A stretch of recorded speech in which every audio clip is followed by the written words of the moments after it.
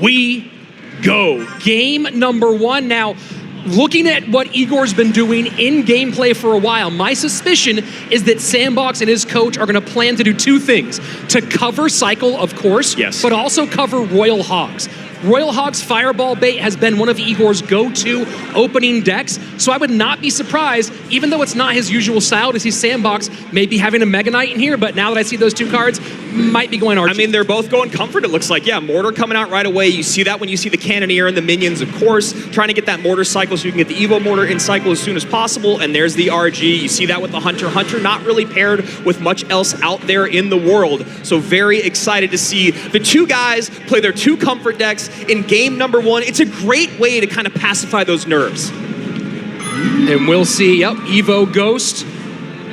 First look at it in today's World Finals, and the Evo Royal Ghost is an absolute monster. Yeah.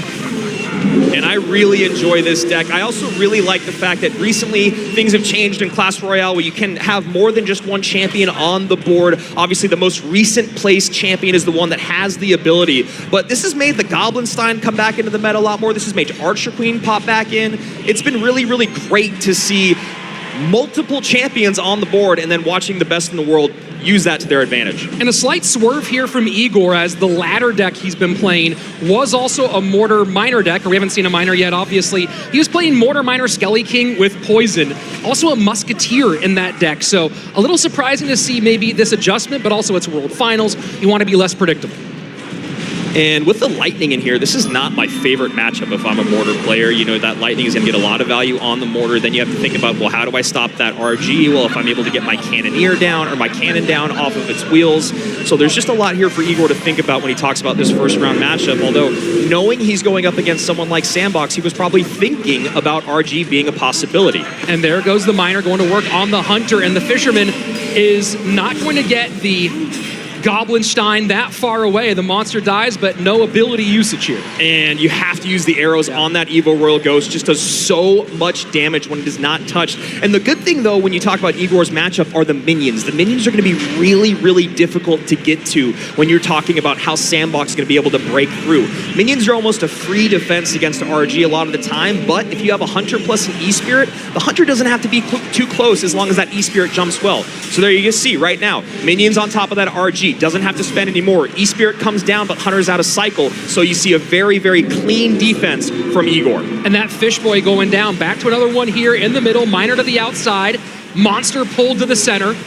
But that cannon cart on the left-hand side has to force out that Royal Giant. Little shake of the head from Igor in that interaction. Yeah, I mean, I think Igor probably was getting a little more focused on this defense than he wanted. He would have loved to hit that ability on the right-hand side because that monster got to the tower, but he knew he was maybe down a little bit in Elixir, and if he had done that, he'd be hurting. Just kind of as he is right now. He's having to spend a lot defensively. 2481, the mark on the top right-hand tower of SANDBOX. Now the left-hand side starting to get some work from the Ghost. There's a King Tower activation, which could limit some of the damage from those miners as we go on.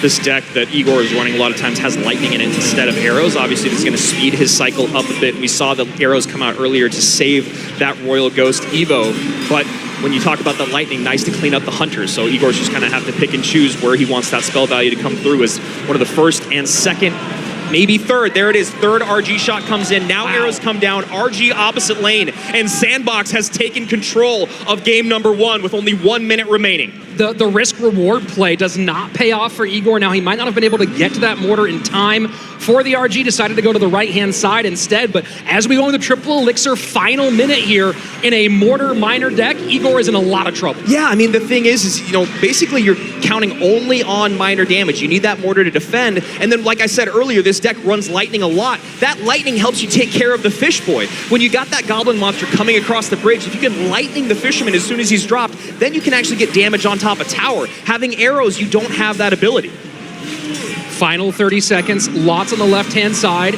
Igor is forced to play defense here, cannot do much on offense, and I don't think there's a significant way for him to get this damage back. No, I mean, there really isn't. SANDBOX knows it. He's just got to keep up the pressure enough to where Igor cannot get a big push going, and that Fisherman just completely controls the board. It is such a nuisance, but if you, again, you talk about the Lightning, which is usually paired with the Goblinstein in this deck, not having that has been brutal in game number 1, and now our former 2019 world champion, our former 2021 1 third place finisher is going to have to find a way to turn this